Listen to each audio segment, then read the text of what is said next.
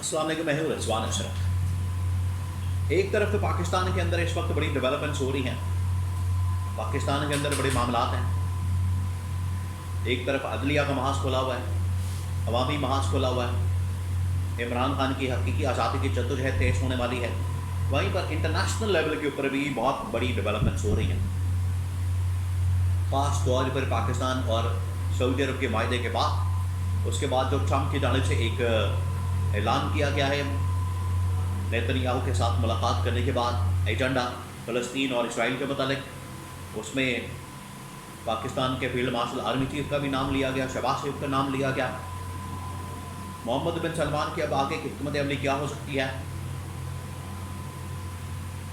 بڑی اہم ترین معلومات، بڑی اہم ترین انفارمیشن میرے پاس موجود ہے، وہ آپ کے ساتھ میں شیئر کرتا ہوں ایک ایک کر کے انٹرنیشنل لیول کے اوپر ہونے والی ڈیولپمنٹس کے متعلق۔ سب سے پہلے یہ کہ پاکستان اور سعودی عرب کے درمیان جو معاہدہ ہوتا ہے، اس کی وجہ سے یہ اس کو یہاں پر بہت بڑی ایک ڈیولپمنٹ کے طور پر بھی دیکھا جا رہا ہے، سمجھا جا رہا ہے، لیکن حقیقت بالکل کچھ اور ہے۔ یہ کہیں پاکستان کو ٹریپ تو نہیں کیا جا رہا؟ اور اس کے بارے میں جو باتیں ہو رہی تھیں کہ اگر سعودی عرب کے اوپر حملہ تو پاکستان کے اوپر حملہ، پاکستان کے اوپر حملہ تو سعودی عرب کے اوپر حملہ، پھر اس میں اور بھی بڑی چیزیں آ گئی تھیں کہ پاکستان کا قرضہ تو سعودی عرب کا قرضہ، پاکستان اگر میچ ہارے گا تو اس کا مطلب ہے کہ سعودی عرب میچ ہارے گا، اور پاکستان کے ایٹم بم تو سعودی عرب کے ایٹم بم، اور سعودی عرب کا تیل تو پاکستان کا تیل۔ اسی کے اندر یہ لوگ بڑی اس کے اوپر میمز بنا رہے تھے، مذاق کر رہے تھے، لیکن اس کے اندر ہی ایک بہت بڑا راز چھپا ہوا تھا، وہ یہ کہ اگر، اور یہ بڑا سیریس میٹر ہے، اگر سعودی عرب اسرائیل کو تسلیم کرتا ہے تو اس کا مطلب ہے کہ پاکستان نے اسرائیل کو تسلیم کر لیا۔ یہ ہے اس کے پیچھے اصل مقصد، جس کو چھپایا جا رہا ہے۔ اب ڈونلڈ ٹرمپ کے ساتھ نیتن یاہو کی جب ملاقات ہوتی ہے، دیکھیں یہ جو ساری کہانی ہے، سارا معاملہ ہے، عمران خان اس کے بارے میں تو بہت عرصہ پہلے آگاہ کر چکا تھا کہ کس طریقے سے اسرائیل آنے والے وقتوں میں کام کرے گا، حکمت عملی کس طرح سے اپنائے گا، حملے کرے گا، ڈرائے گا، دھمکائے گا، پریشر ڈالے گا، پریشر ٹیکٹکس استعمال کرے گا۔ لیکن عرب ممالک کو، اسلامی ممالک کو، پاکستان کو، سعودی عرب کو خاص طور پر اس حوالے سے الرٹ رہنا، یہ عمران خان نے کہا تھا۔ اب اس کے بعد یہ نیتن یاہو کے ساتھ ڈونلڈ ٹرمپ کی ملاقات ہوتی ہے تو ٹرمپ کی جانب سے ایک 21 پوائنٹ ایجنڈا، 21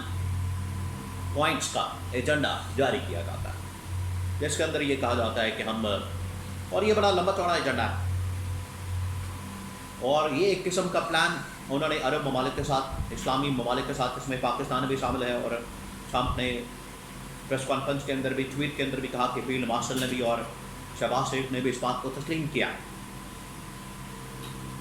جس میں گولان پہاڑیوں کے اوپر قبضہ، غزہ کے اوپر قبضہ، فلسطین کے اوپر قبضہ، اسرائیل کو تسلیم کرنے کا معاملہ، یہ تمام چیزیں اس کے اندر شامل ہیں۔ اب معاملہ بڑا خطرناک ہو گیا، بڑا خوفناک ہو گیا۔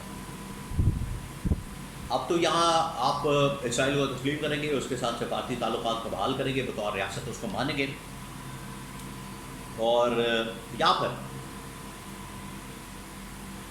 آپ کو سعودی عرب سے ہٹ کر، اسلامی ممالک سے ہٹ کر اپنی کو پالیسی اپنانی ہوگی، اور اس کا خمیازہ بھی بھگتنا پڑے گا، اس کی قیمت بھی چکانی پڑے گی۔ یا پھر آپ مان لیں، تسلیم کر لیں، اور اس کی اجارہ داری، اس کا تسلط اسرائیل کا، اس کی حاکمیت، اس کو تسلیم کیا جاتا ہے، تو اس کا مطلب ہے کہ انڈیا کے ساتھ بھی آپ بالکل نارمل ہو جائیں پھر۔ تو یہ بڑی خطرناک چیز ہے۔ اس میں اگر افغانستان کے ساتھ بات کرتے، چائنا کے ساتھ بات کرتے، جو بالکل کٹ آف ہو گیا ہے، ان کو آن بورڈ لیتے تو ایک بہتر بارگین کی جا سکتی تھی، لیکن اب ان لوگوں نے یہ کیا تو لگتا بڑا مشکل ہے۔ اب ہونے کیا والا ہے؟ پلان کیا شیئر کیا گیا؟ پلان یہ شیئر کیا گیا ہے کہ فلسطین اور یہ جو غزہ کا علاقہ ہے، خاص طور پر ویسٹ بینک کا، غزہ کا، گولان پہاڑیوں کا، اور جتنا کہ ارد گرد کا علاقہ ہے، یہ اصل میں گریٹر اسرائیل کے منصوبے کی طرف ایک پہلا قدم ہے کہ گولان کی پہاڑیاں اردن، شام، عراق، لیبیا وغیرہ، یہ جو ارد گرد کے علاقے ہیں، ان کی سرزمین، ان کی بہت ساری زمین، ان کے اوپر قبضہ کیا جائے، اور غزہ کے اندر بھی وہاں سے حماس کو فوجوں کو واپس بھیجا جائے، اور امن فوج کے نام سے اسرائیل کی فوج وہاں پر رہے گی، وہاں پر آباد کاری کا سلسلہ شروع کیا جائے،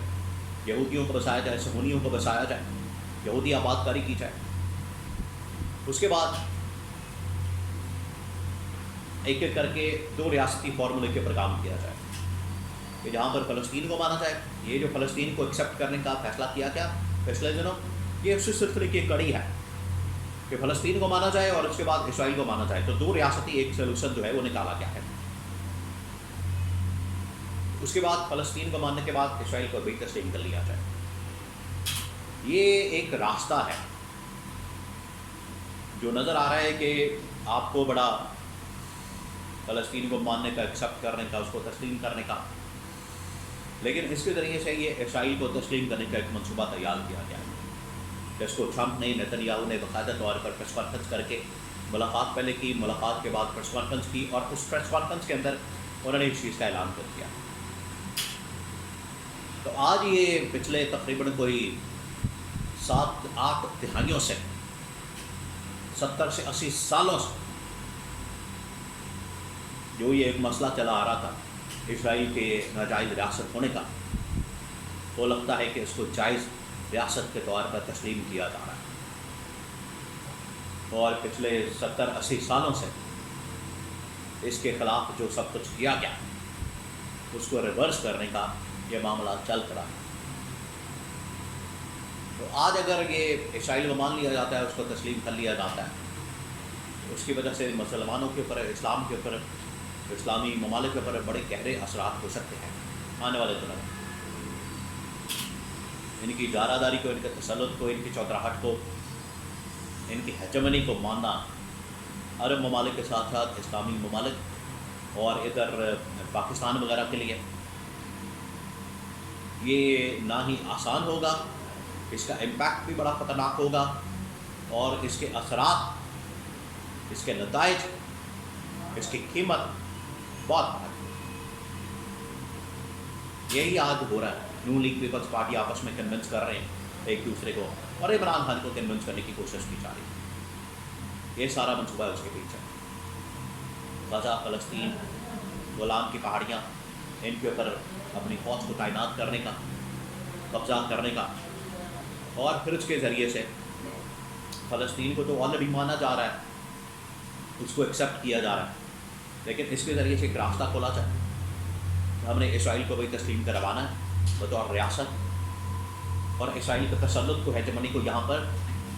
قائم کرنا ہے۔ یہ ہے پیچھے اصل منصوبہ جس کا اعلان کیا گیا۔